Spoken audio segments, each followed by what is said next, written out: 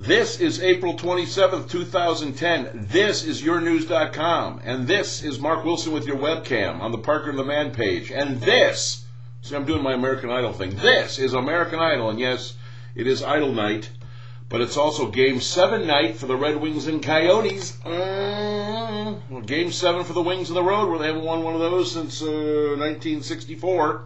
So they'll try to pull that off tonight in Glendale, Arizona. But the piece today actually is about horse racing, because we've got ourselves a little Kentucky Derby business this week. I know it kind of came upon you out of nowhere, but sure enough, this Saturday, the Run for the Roses, and the Derby's back. There has been plenty of prep races that you probably didn't see, and I'm scratching my head over it because what happened to the days when we cared about the Derby, prep, the races leading up, the Arkansas Derby, the Florida Derby, Santa Anita, Gotham Stakes, all those races that we seemed to, kind of take notice of, and we knew the favorites going in, and, it just, as the years go by, this is one of those things that just gets caught in the shuffle.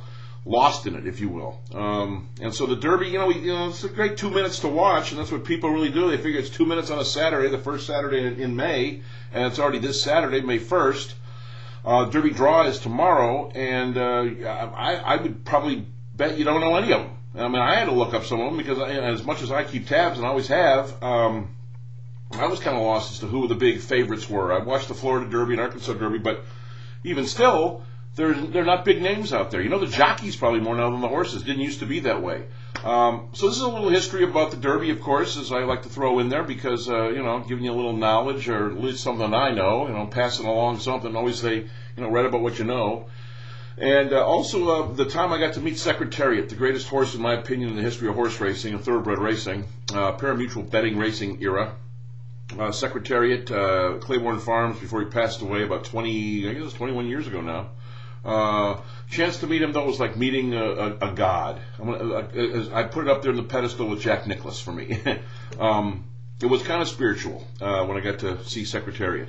And who will forget 159-3? Maybe you will, but that was the time in the Kentucky Derby. And the thing that got me the most that year, 1973, when he won the Triple Crown with Ron Turcotte up, was the 31-length victory in the Belmont. 31 lengths. There's a famous shot from that race. All you see is Secretariat, and then they pull out. The camera pulls way back, and you see Secretariat, over here, and everybody. You don't see anything else. Just Secretariat, and then a bunch of land, a bunch of real estate at Belmont. So there you go. So you can check all that out, in its entirety, and read all about that as we get the Kentucky Derby underway on Saturday. Well, underway, and that's it. I mean, it's a head scratcher. What can I tell you? Tigers are back home. Got the Twins, 3 games against Minnesota. Justin Verlander against Francisco Liriano. Liriano looks like he's back. Last night in Texas, the Tigers pulled off a 8-6 win with a couple of dings, a couple of homers in the 9th inning. Miguel Cabrera his 5th, and Brandon Inge his 2nd of the game and 2nd of the season. His first 2 homers of the season were against the Rangers on Monday night. So they did finish their trip as predicted here, 5-6. And they go 11-9 as they head into this series. If you have a big series in late April, I guess it's Tigers-Twins at Comerica Park. Ryan Howard gets his extension. Boy, did the Phillies come up with that thing, didn't they? He's already being paid $19 million this year, $20 million next year. He got a 5-year extension that kicks in 2012 for $125 million. That's a $25 million average that keeps him around to about 2017 in Philadelphia. When you've been to the World Series 2 straight years and you won one of them, to the victors go the spoils, baby. And Ryan Howard, baby, just got a nice mother load. Probably deserves it. 225 home runs in less than 6 full seasons. But if he gets that kind of money, that's Jeter A-Rod money, what does Albert Pujols get? By the way, there's a little bit in the piece on Casey Close, the agent. What's this thing doing here? Hold on, there you go. Casey Close, who played at Michigan back in the 80s. And in fact, in 86, he was the college baseball player of the year. Did not play an inning of Major League Ball, played a little in the minors. He is now a big-time sports agent.